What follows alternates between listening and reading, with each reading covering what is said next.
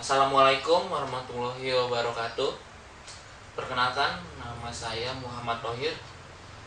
Saya mahasiswa IKMI Rizkina dari jurusan Teknik Informatika. Akan mempresentasikan tentang kewarganegaraan yang telah dipelajari dari dosen, internet, buku, serta bimbingan dari teman-teman dan dari berbagai sumber lain. Tugas ini dipersiapkan untuk tugas akhir. Alhamdulillahirobbilalamin. Banyak nikmat yang telah Allah berikan, tetapi sedikit sekali yang kita ingat.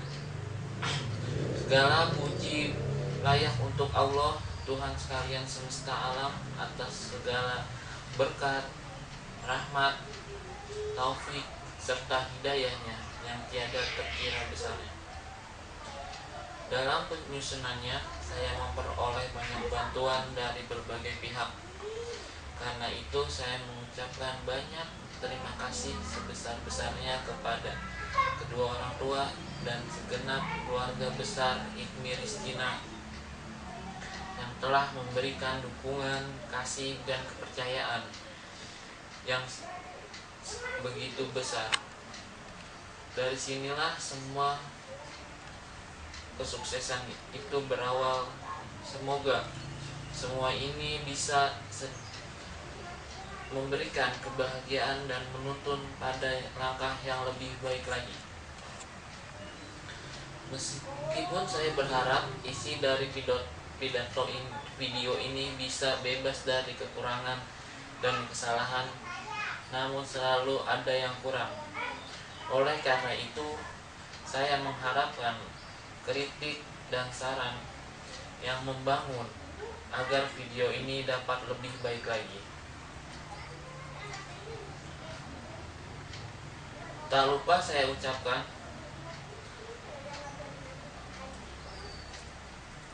banyak terima kasih juga kepada teman-teman yang sudah banyak membantu. Kami panjatkan segala puji pada Allah dan kami minta pertolongannya, seraya memohon ampun dan meminta perlindungannya dari segala keburukan jiwa dan dari kejelekan amal. Yuk, segera kita mulai pendidikan mata kuliah kewarganegaraan atau yang sering disebut MPK. Pendidikan kewarganegaraan merupakan kurikulum berbasis kompetensi atau KBK pada seluruh perguruan tinggi Indonesia. KBK menekankan kejelasan hasil didik seseorang yang kompeten dalam hal 1. Ilmu pengetahuan, 2. Menguasai penerapan ilmu pengetahuan dan keterampilan dalam bentuk kekaryaan, 3. Menguasai sikap berkarya, 4. Menguasai sikap dan kemampuan dalam kehidupan bermasyarakat, berbangsa, dan bernegara dengan pilihan kekaryaan. Undang-Undang Nomor 20/2003 tentang Sisdiknas menetapkan kurikulum pendidikan tinggi wajib membuat 3 hal. Pertama, pendidikan agama, kedua, pendidikan kewarganegaraan, dan ketiga, kewirausahaan. Secara kualitas visi Pendidikan Tinggi Nasional 2010, 1. Mengembangkan kemampuan intelektual untuk jadi warga negara yang baik dan bertanggung jawab bagi kemampuan bersaing bangsa dan mencapai kehidupan yang bermakna. 2. Membangun suatu sistem pendidikan yang tidak berkontribusi dalam membangun masyarakat yang demokratis, berkeadaban, inklusif, menjaga persatuan dan kesatuan nasional. Visi dan misi mata kuliah pendidikan kewarganegaraan.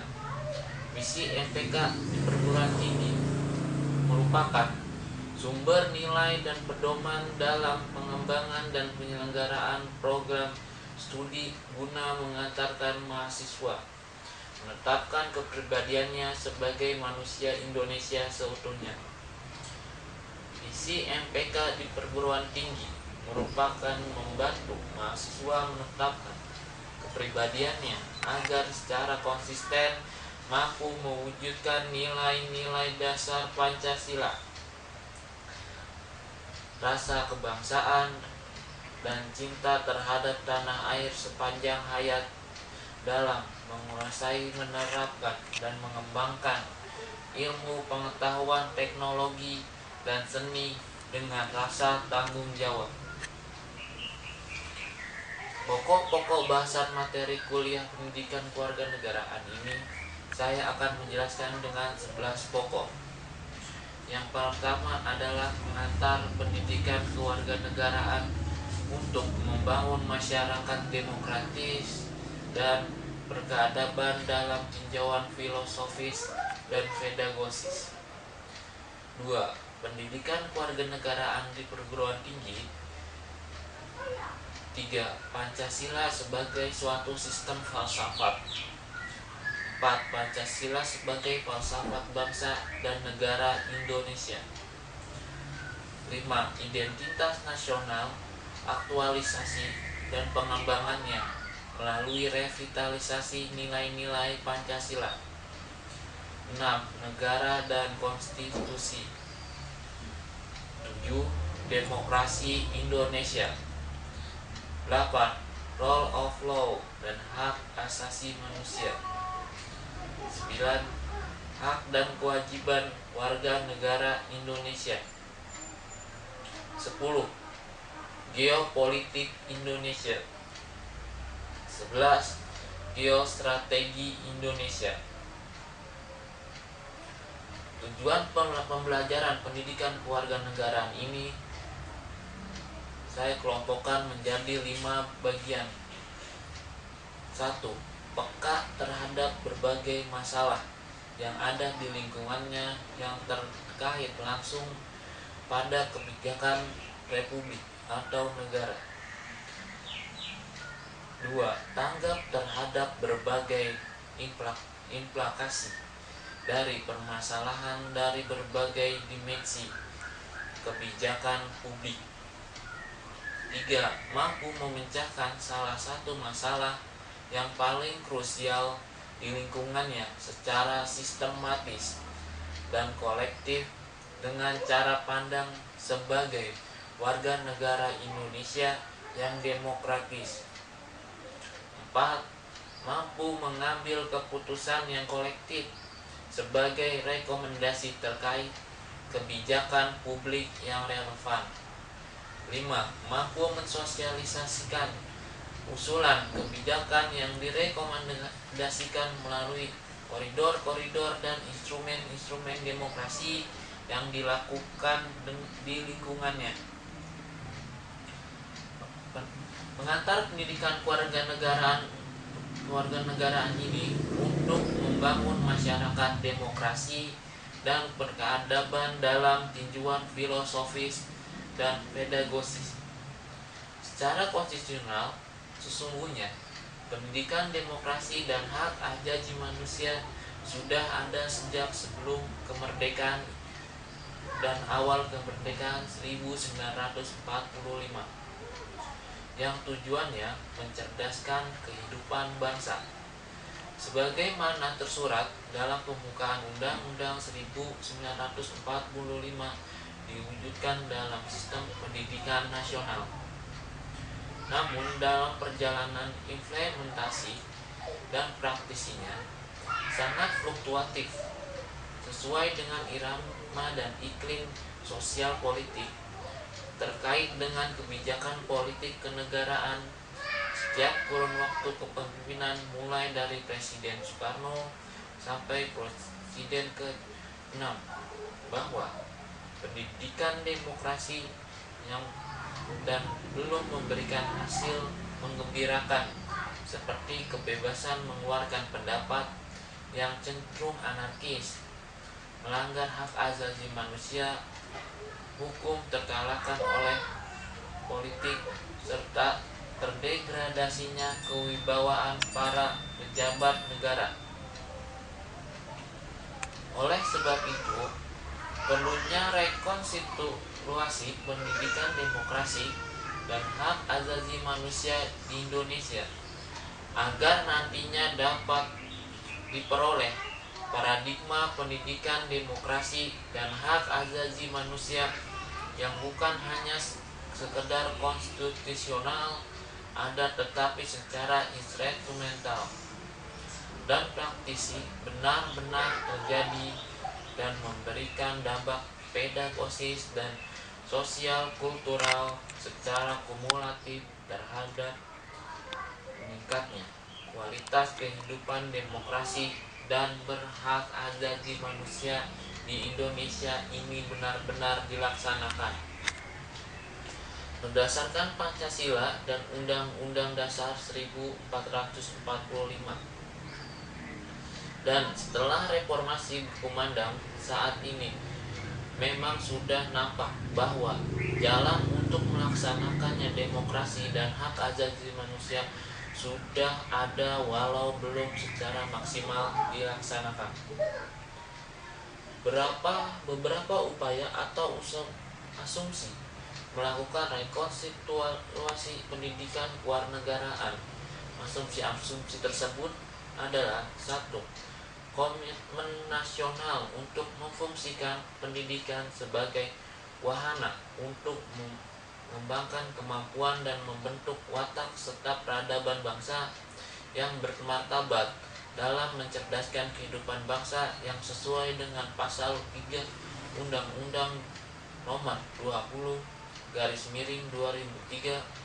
memerlukan wahana psiko atau pedagogis atau pengembangan potensi peserta didik di sekolah, dan sosio-andragosis atau fasilitas pemberdayaan pemuda dan orang dewasa dalam masyarakat yang memungkinkan terjadinya proses pembelajaran demokrasi ini sepanjang hayat melalui pendidikan demokrasi.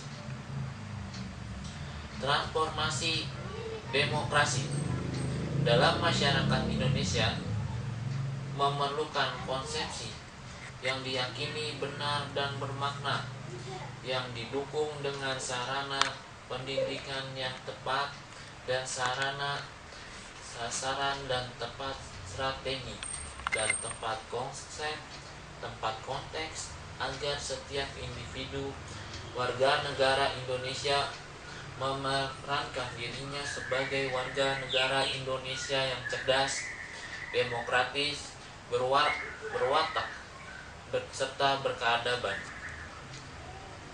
Pendidikan demokrasi yang dilakukan dalam konteks pendidikan formal dan informal selama ini belum mencapai sasaran yang cerdas, baik dalam sistematis dan sistemik, untuk mengembangkan model pendidikan demokrasi yang secara teoritis dan empiris dan secara kontekstual handal serta akseptabel.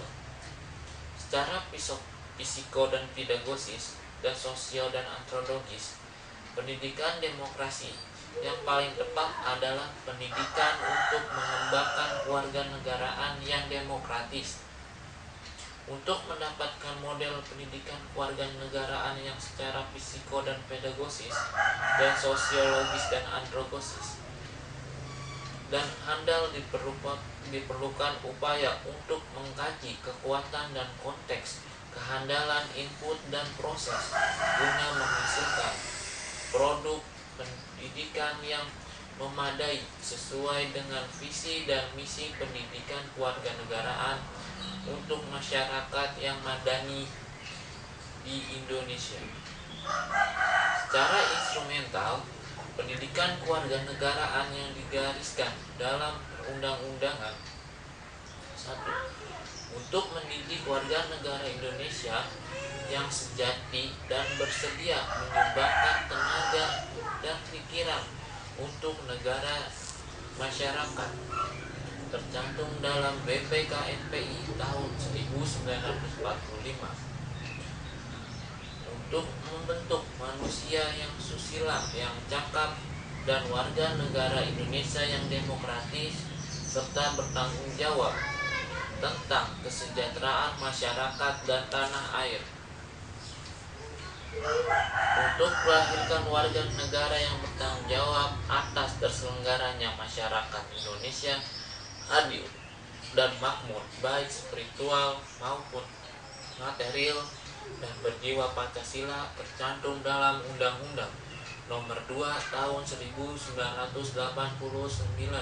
tentang Pendidikan Nasional untuk mencerdaskan kehidupan bangsa dan mengembangkan manusia Indonesia seutuhnya.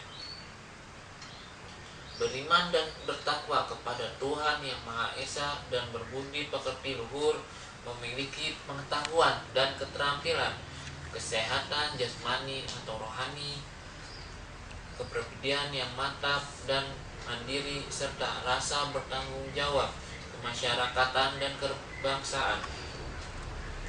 Berkembangnya potensi peserta didik agar menjadi manusia yang beriman dan bertakwa kepada Tuhan Yang Maha Esa, berakhlak mulia, serta berilmu, cakap, kreatif, mandiri, dan menjadi warga negara Indonesia yang demokratis dan bertanggung jawab sesuai dengan Undang-Undang Nomor 20 Tahun 2003 tentang Pendidikan Nasional. Identifikasi faktor yang berpengaruh terhadap perkembangan demokrasi suatu negara adalah degree of economic development atau tingkat perkembangan ekonomi. 2. Ascension of national identity, kesadaran identitas nasional. 3. Historical experience, pengalaman sejarah. 4. Element of civic culture, budaya warga negara juga merupakan faktor yang mempengaruhi perkembangan demokrasi suatu negara. Salah satu unsur yang terpenting dalam budaya warga negara adalah civic virtue atau kebijakan atau akhlak warga negaraan yang mencakup keterlibatan aktif warga negara, diyakini akan menumpuk dalam kehidupan civic community dan civic society atau masyarakat madani untuk Indonesia. Dengan kata lain, tumbuh dan berkembangnya masyarakat madani bersifat interaktif dan tumbuh dengan berkembangnya akhlak warga negaraan atau civil virtue dan merupakan unsur utama dalam budaya kewarganegaraan sehingga mampu memberikan kewarganegaraan yang menjadi inti dari masyarakat Indonesia yang madani. Inilah tantangan konseptual dan operasional bagi pendidikan demokrasi dan hak asasi manusia di Indonesia. Civic culture dalam pendidikan demokrasi, konsep ini terkait erat dengan perkembangan demokratik civil society atau masyarakat madani yang mempermasyarakatkan warganya untuk melakukan proses individualisasi, di mana setiap orang belajar bagaimana melihat dirinya dan melihat orang lain sebagai individu yang sama, mempunyai hak dan yang sama dan kewajiban yang sama, dan tidak lagi terkait oleh atribut-atribut khusus dalam konsep suku, agama, ras, antar golongan, atau kelas-kelas dalam masyarakat. Masyarakat sivil yang demokratis dan tidak mungkin dalam berkembang tanpa perangkat budaya yang diperlukan dalam masyarakat. Oleh itu, civic culture merupakan salah satu sumber yang bermakna bagi pengembangan civic education atau pendidikan kewarganegaraan, sedangkan political culture adalah pemikiran yang khas dan terpolakan tentang bagaimana kehidupan politik dan ekonomi seharusnya diselenggarakan di tengah-tengah masyarakat. antara civic culture dan political culture satu sama lain memiliki saling ketergantungan atau interdependensi. Suatu civic culture menjadi kontribusi dalam membangun identitas kewarganegaraan atau keindonesiaan kepada setiap warga negara Indonesia, termasuk kepada pelaku politik. Sementara itu, pelaku politik secara substansi dan praktisi menggambarkan karakter keindonesiaan bukan karakter komunitarian atau komunitas, baik suku, agama, ras, dan antar golongan serta partai politik. Oleh karena itu, identitas warga negara Indonesia yang bersumber dari civic culture merupakan dikembangkan melalui pendidikan kewarganegaraan dalam berbagai bentuk. Menjadi civic virtue adalah kemajuan setiap warga negara untuk mendapatkan kepentingan umum di atas kepentingan pribadi atau golongan. Sistem demokrasi Indonesia menurut Undang-Undang 1945 hasil amandemen 1-4,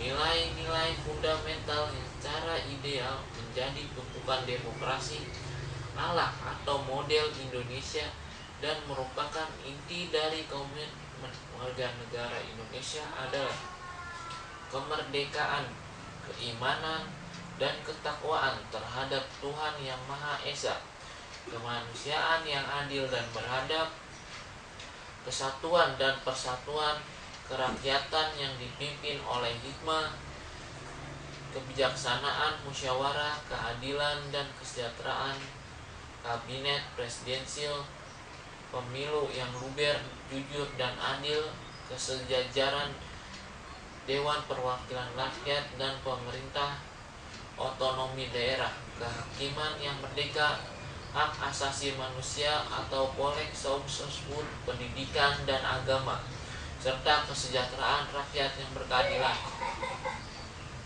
Untuk mewujudkan nilai-nilai fundamental demokrasi tersebut dalam kehidupan masyarakat sehari-hari diperlukan civic culture Indonesia, bukan partikularistik atau kultur, suku, agama, komunitas, golongan, dan partai politik. Namun dalam membangun civic culture Indonesia tidak diartikan melemburnya budaya komunitarian menjadi suatu budaya yang baru di Indonesia. Pengembangan civic virtue merupakan landasan pengembangan civic participation yang memang merupakan tujuan dari civic education. Civic participation dikembangkan dengan tujuan memberikan pengetahuan dan keterampilan yang diperlukan untuk peserta secara aktif bermasyarakat. Kita mengetahui mengapa bangsa Indonesia dalam berbagai lapisan-lapisan sosial terkesan belum bisa menjalankan cita-cita, nilai-nilai, dan prinsip demokrasi dengan demikian. Melalui pengembangan paradigma baru, pendidikan kewarganegaraan yang notabene-nya mencakup warganegaraan, pendidikan demokrasi, dan hak asasi manusia di dalamnya. Secara konseptual, inilah pendidikan kewarganegaraan demokrasi yang merupakan suatu wahana pendidikan berdemokrasi yang mengandung 3 dimensi, yaitu kajian ilmiah kewarganegaraan, program kurikulum kewarganegaraan, dan aktivitas sosial kultural kewarganegaraan. Warga negara Indonesia sebagai pendidikan demokrasi konstitusional Indonesia yang religius dan mencerdaskan tercantum dalam Undang-Undang 1945 dan bersifat multidimensional dan didatangani secara profesional. Pendidikan kewarganegaraan di lingkungan perguruan tinggi. Pendidikan kewarganegaraan mulai tahun 1990 wajib masuk kurikulum perguruan tinggi, yaitu pendidikan kewirausahaan atau pasal 39 ayat 2 Undang-Undang Nomor 2 Tahun 1988 tentang Sisdiknas. PKN sebagai usaha untuk membekali peserta didik dengan pengetahuan dan kemampuan dasar berkenaan dengan hubungan antar warga negara dengan negara lain, serta pendidikan pendahuluan, bela negara atau PPBN, serta menjadi warga negara yang dapat diandalkan oleh bangsa dan negara yang sesuai dengan Undang-Undang Nomor 20 Tahun 2003 tentang Sisdiknas. Oleh sebab itu, di setiap perguruan tinggi negeri maupun swasta dimasukkan ke dalam kurikulum wajib diikuti oleh setiap mahasiswa dan harus mendapatkan minimal nilai C. Konferensi 9 Menteri Pendidikan dari negara-negara terbesar penduduknya di New Delhi pada tahun 1996 menyepakati suatu pandangan dan berpendapat bahwa pendidikan abad ke-21 berperan efektif sebagai 1. Mempersiapkan pribadi sebagai warga negara dan anggota masyarakat yang bertanggung jawab. 2. Menanamkan dasar pembangunan berkelanjutan atau sustainable development bagi kesejahteraan manusia dan kelestarian lingkungan hidup. Menyelenggarakan pendidikan yang berorientasi pada penguasaan, pengembangan, dan penyebaran ilmu pengetahuan, teknologi, dan seni demi kepentingan manusia. Pandangan pendidikan abad ke-21, Konferensi Pendidikan Tinggi di Paris tahun 1998, sebanyak 140 negara termasuk Indonesia menyepakati tanggung jawab pendidikan tinggi antara lain tidak hanya meneruskan nilai-nilai atau mentransfer ilmu, pengetahuan, teknologi, dan seni, tetapi juga melahirkan warga negara yang berkesadaran tinggi tentang bahasa dan kemanusiaan, mempersiapkan tenaga kerja masa depan yang produktif dalam konteks dinamis, mengubah cara berpikir, sikap hidup, perilaku, berkarya individu maupun kelompok masyarakat dalam rangka memperkasai perubahan sosial yang diperlukan serta mendorong perubahan ke arah kemajuan yang adil dan bebas searah dengan perubahan pendidikan ke masa depan sebagai kesepakatan dunia. Sesuai dengan visi pendidikan tinggi tahun 2010, muatan substansi kajian dan materi instruksional pendidikan kewarganegaraan diharapkan dapat mencapai indikator penghasilan pewujudan masyarakat Indonesia 2020 yang relevan sebagai berikut. Tumbuhnya penghormatan terhadap martabat manusia, berkembangnya budaya perilaku sportif, serta menghargai dan menerima peradaban dalam kemajuan.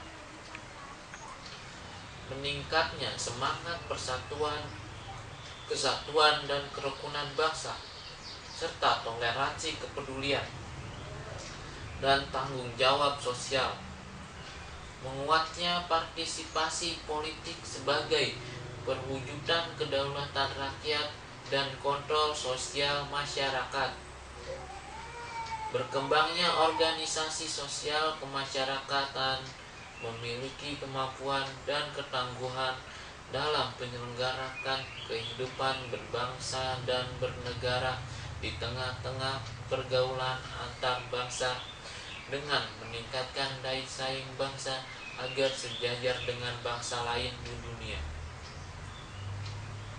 Masyarakat Indonesia seperti wujud isi Indonesia pada tahun 2020 sebagai masyarakat yang madani, yaitu masyarakat yang memiliki keadaban demokrasi sebagai berikut: beriman dan bertakwa terhadap Tuhan Yang Maha Esa dan Pancasila, demokratik, berkeadaban, menghargai peradaban keragaman dan pendapat dan pandangan, mengakui dan menjunjung tinggi hak asasi manusia, kesetaraan dan tidak diskriminatif, sabar tunduk pada hukum dan ketertiban masyarakat, mampu berpartisipasi dalam pengambilan keputusan publik, memiliki keahlian, keterampilan yang kompetitif dengan solidaritas universal, menjunjung tinggi nilai-nilai luhur yang mengakar pada masyarakat berkeadaban dan berdemokratis,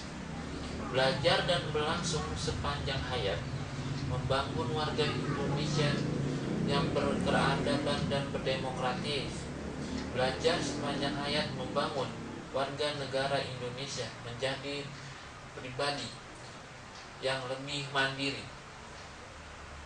Pendidikan kewarganegaraan di perguruan tinggi membantu mahasiswa mempunyai tujuan: 1. Mengembangkan potensinya untuk menguasai ilmu pengetahuan, keterampilan dan sikap kewarganegaraan serta nilai-nilai yang diperlukan dalam rangka penerapan ilmu, profesi, keahlian, serta partisipasi dalam kehidupan bermasyarakat dari komunitas setempat, bangsa, dan dunia. Menjadi warga negara yang cerdas, demokratis, berkeadaban, dan berkewarganegaraan, serta bertanggung jawab, menggalang kemampuan kompetitif bangsa di era globalisasi. Civic education yang efektif menurut Azumardi Azra yaitu: A. Pemahaman dasar tentang kerja demokrasi dan lambang-lambangnya, dan B. Pemahaman tentang rule of law dan hak asasi manusia seperti tercermin dalam rumusan-rumusan perjanjian dan kesepakatan internasional dan lokal yang dimaksudkan dalam undang-undang negara. Penguatan keterampilan partisipatif yang akan memperdayakan peserta didik untuk meresponisasi dan memecahkan masalah-masalah masyarakat secara demokratis dan intelektual. Pengembangan budaya demokrasi dan perdamaian pada lembaga-lembaga pendidikan dan seluruh aspek kehidupan masyarakat. Substansi kajian pendidikan kewarganegaraan di perguruan tinggi. Pendidikan kewarganegaraan sebagai unsur mata kuliah pengembangan kepribadian untuk mengembangkan potensi mahasiswa agar mampu berpartisipasi aktif dalam kehidupan bermasyarakat, berbangsa, dan bernegara secara demokratis dan bertanggung jawab. Berpartisipasi aktif dalam pengambilan keputusan tentang masalah-masalah sosial kenegaraan, menguasai nilai-nilai yang menjadi dasar pedoman berkarya bagi mahasiswa guna memotivasi diri mencintai tanah airnya dan mengokohkan rasa kebangsaan demi persatuan dan kesatuan bangsanya. Pancasila sebagai suatu sistem falsafat.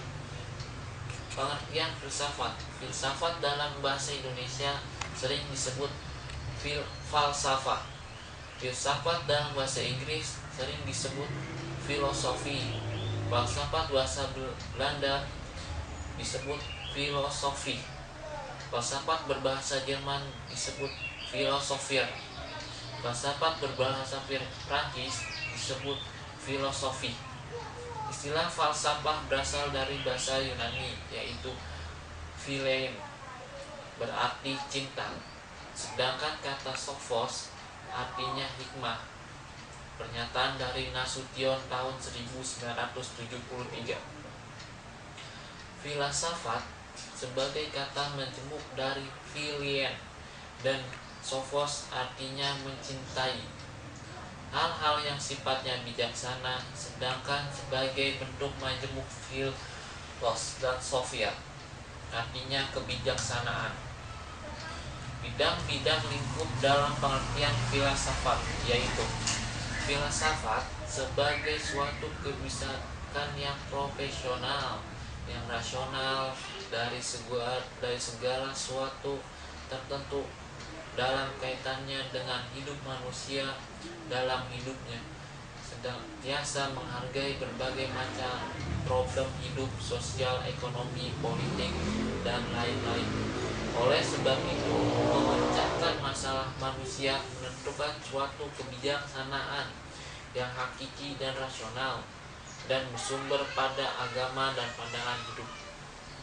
Filsafat sebagai suatu sikap dan pandangan hidup manusia dalam segala macam problem dalam hidupnya, diselesaikan prinsip-prinsip berdasarkan sikap dan pandangan hidup agar di dalam hidupnya tidak terombang-ambing.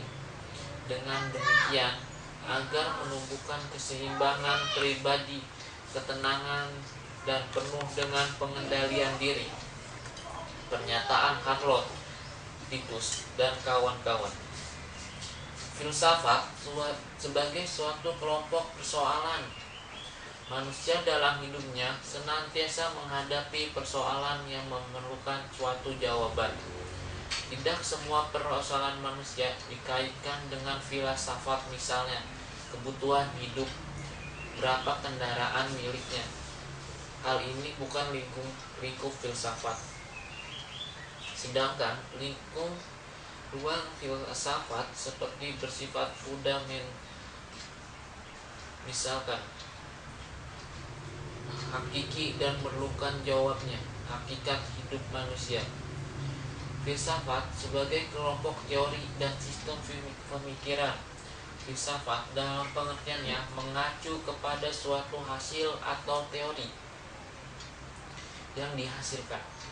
Dengan demikian, terhadap berbagai macam wujud yang hasil pemikiran dan dalam berbagai bidang, dan bahkan kadangkala terdapat pemikiran-pemikiran yang merupakan reaksi pemikiran para filsuf lainnya.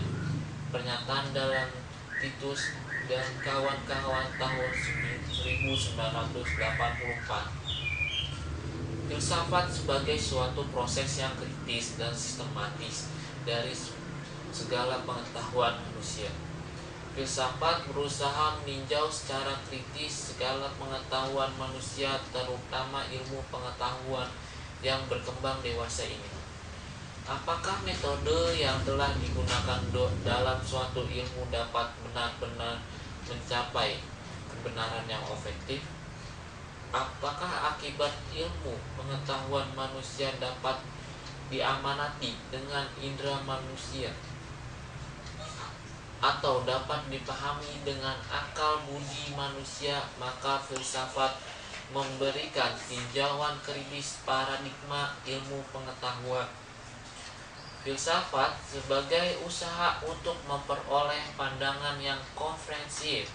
Tujuan filsafat adalah berupaya menyatu padukan hasil-hasil pengalaman manusia dalam bidang keagamaan, etika, serta ilmu pengetahuan yang dilakukan secara menyeluruh sehingga dapat kesimpulan pemahaman secara umum tentang manusia, masyarakat, alam, dan hubungannya dengan manusia dan makhluk hidup lainnya, serta pandangan ke arah masa depan. Ciri-ciri berpikir filsafat. Setiap manusia yang hidup normal senantiasa ditandai dengan kegiatan-kegiatannya yang sangat khas suatu kegiatan berpikir. Maka berpikir inilah yang membedakan makhluk manusia dengan makhluk yang lainnya. Namun tidak semua kegiatan berpikir disebut dengan kegiatan berfilsafat. Demikian juga kegiatan berpikir secara kefilsafatan bukan hanya merenung belaka yang tidak ada sangkut pautnya dengan realitas, namun berpikir secara kefilsafatan senantiasa berkaitan dengan masalah manusia yang bersifat aktual dan hakiki. Misalnya masalah teknologi dan ilmu pengetahuan. Karena manusia dihadapkan pada langsung maupun tidak langsung yang mengancam kehidupan kelangsungan hidup, kesejahteraan dan kedamaian manusia. Hal ini harus diselesaikan melalui filsafat. Maka dapat dipahami bahwa suatu kegiatan berpikir secara kefilsafatan memiliki ciri-ciri sebagai berikut. 1. Bersifat kritis. Berpikir kefilsafatan bersifat kritis, yaitu senantiasa mempertanyakan segala sesuatu, problema-problema atau hal-hal lain yang sedang dihadapi oleh manusia. Oleh karena itu, ciri berpikir secara kefilsafatan senantiasa bersifat dinamis. Secara kritis ini pula mengawali perkembangan ilmu pengetahuan modern, yaitu ciri berpikir secara kefilsafatan yang sangat mendasari perkembangan ilmu pengetahuan adalah sifat yang kritis dan dinamis, bersifat terdalam. Berpikir secara kefilsafatan adalah bersifat mendalam, bukan hanya pada fakta-fakta yang sifatnya singkat, khusus, dan empiris belaka, namun sampai pada intinya yang terdalamnya itu yang bersubstansinya yang bersifat universal. Oleh karena itu, sifat berpikir kefilsafatan harus sampai pada suatu kesimpulan yang terdalam, tetap dan tidak berubah, yaitu sampai pada hakikatnya. Bersifat konseptual. Berpikir secara kefilsafatan bukan hanya sampai pada persepsi belaka, namun sampai pada pengertian-pengertian yang bersifat konseptual. Perhitungan kefilsafatan adalah merupakan kegiatan akal budi dan mental manusia yang berusaha untuk menyusun suatu bagan yang bersifat konseptual, yang merupakan suatu hasil generalisasi serta abstraksi dari pengalaman tentang hal-hal yang sifatnya khusus dan individual. Oleh karena itu, berpikir kefilsafatan bukan hanya berpikir mengawan atau namun berkaitan dengan masalah-masalah yang konkret, maka sampai pada suatu kesimpulan-kesimpulan yang bersifat konseptual. Koheran atau runtut. Pemikiran kefilsafatan berusaha menyusun suatu bagan yang konseptual yang koheran atau runtut seperti A, B, C, dan seterusnya. Jadi bagan pemikiran kefilsafatan harus bersifat koheran atau runtut. Terdapat suatu pertentangan dan terdapat suatu hubungan satu sama lain. Bersifat rasional. Pemikiran kefilsafatan bagian-bagiannya senantiasa memiliki hubungan yang logis, bukan karena membahas masalah yang sama, namun karena bagian-bagiannya berhubungan secara runtut dan sesuai dengan prinsip-prinsip logika. Dalam pemikiran kefilsafatan, sifat rasionalnya tidaklah sama dengan sifat logika. Ilmu pasti sifat rasional dalam filsafat terbuka bagi kritik. Bersifat menyuluh atau komprehensif. Pemikiran filsafat menyusun bagan yang konseptual, rasional, logis, dan menyuluh. Artinya, pemikiran rasional, logis, dan menyeluruh tidak hanya berdasarkan pada fakta yang khusus, namun harus sampai kepada suatu kesimpulan yang sifatnya paling umum, misalkan pembahasan tentang manusia. Jika dilihat fisiknya saja, berarti tidak menyeluruh, namun harus sampai pada fisikisnya saja, juga secara menyeluruh atau komprehensif yang merupakan hasil generalisasi dan abstraksi. Bersifat universal. Dalam bagian yang bersifat konsepsional, rasional, dan komprehensif, Pemikiran kefilsafatan berusaha menemukan kenyataan dan kebenaran dengan berusaha untuk sampai pada kesimpulan yang bersifat universal. Sifat universal berarti sampai pada suatu kesimpulan bersifat umum bagi umat manusia dimanapun dan kapanpun dalam keadaan apapun. Bersifat spekulatif. Sifat yang spekulatif atau perekahan adalah pengajuan dugaan-dugaan yang masuk akal dan rasional, yang melampaui batasan-batasan fakta, merupakan kegiatan akal budi manusia. Tujuan perekahan adalah penyatu paduan dari semua pengetahuan, pemikiran, dan dan menjadi suatu pandangan yang komprehensif. Dengan demikian diharapkan beberapa kesimpulan umum dengan mengenai sifat dasar alam semesta, kedudukan, dan mengenai sifat dasar alam semesta dicapai. Maka perekahan perusahaan penyatuan semua tahap-tahap dari pengalaman manusia ke dalam suatu kesatuan keseluruhan yang komprehensif dan bermakna. Mungkin ini saja yang saya bisa jelaskan untuk kali ini. Kurang lebihnya saya mohon maaf. Saya ucapkan banyak-banyak terima kasih. Semoga ada manfaatnya. Mohon maaf jika ada kesalahan atau kata-kata yang kurang berkenan. Assalamualaikum warahmatullahi wabarakatuh. Akhir kata saya mengucapkan semoga selalu sukses buat teman-teman, dan sampai ketemu lagi. Terima kasih.